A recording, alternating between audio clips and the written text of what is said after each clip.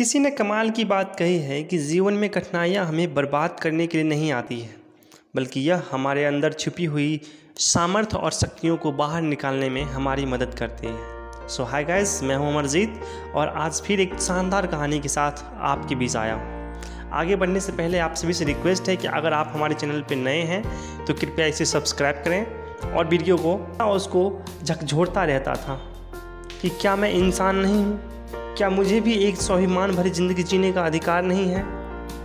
उसने ज़िंदगी में कुछ सीखने की ठान ली। वह घर का काम जल्दी जल्दी पूरा करके सेठ जी की दुकान पर जाने लगा। बड़ी मेहनत करता था, बड़े दिल से काम करता था। सेठ जी भी बड़े खुश रहने लगे कि लड़का तो बड़ा मेहनती हो गया है। सेठ जी उसे इनाम भी देते थे उसके कई बार चालाकी होने पर। वह अपना तनख्वाह में से पैसे बचा बचा कर इकट्ठे करता गया। सारा काम सीखता गया, कहाँ से सामान आता है, कहाँ जाता है, कैसे खरीदी जाती है, कैसे उसको मेंटेन किया जाता है और कैसे रखा जाता है। उसकी सीखने की इच्छा इतनी तीव्र थी कि वह थोड़े ही समय में हर चीज़ में बहुत परंपरागत हो गया। जो सेठ सेठानी उसको डांटते थे वह तो उनका बड़ा प्यारा बन गया था। वह इतना मेहनती और ईमानदार बन गया, वो सेठ सेठानी उस पर इतना निर्भर हो गए कि उसके बिना सारा काम काज रुक जाता था।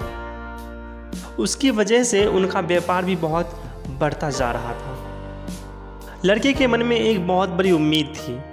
वो सोच रहा था कि वो खुद का व्यापार करेगा, एक दिन वो भी सेठ के जैसे बड़ा सेठ बनेगा। एक दिन उसने सेठ जी से अपने मन की बात आखिर कह ही डाली।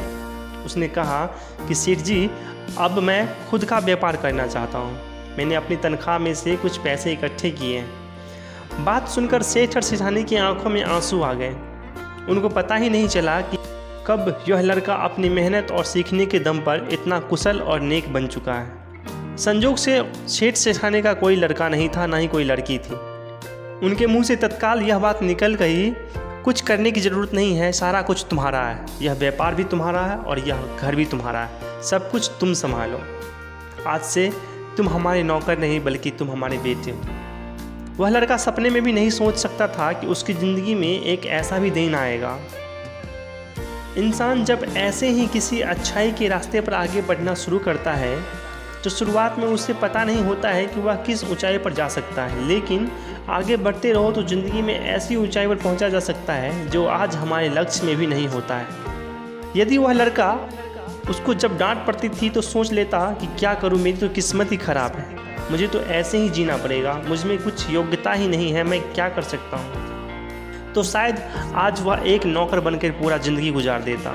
लेकिन उसके मन में एक सीखने की ललक थी, मेहनत करने की क्षमता थी और आज वह सेठ सेठानी की जगह पे आ गया है। सेठ सेठानी जहाँ उसको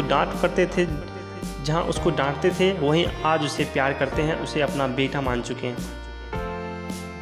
छोटी सी कहानी हमें बहुत कुछ सिखाती है कि ज़िंदगी में अगर हमारे पास कुछ ना भी हो तब भी हमें हिम्मत नहीं हारना चाहिए, खुद पे यकीन रखना चाहिए और पूरे दिल और जुनून से मेहनत करना चाहिए।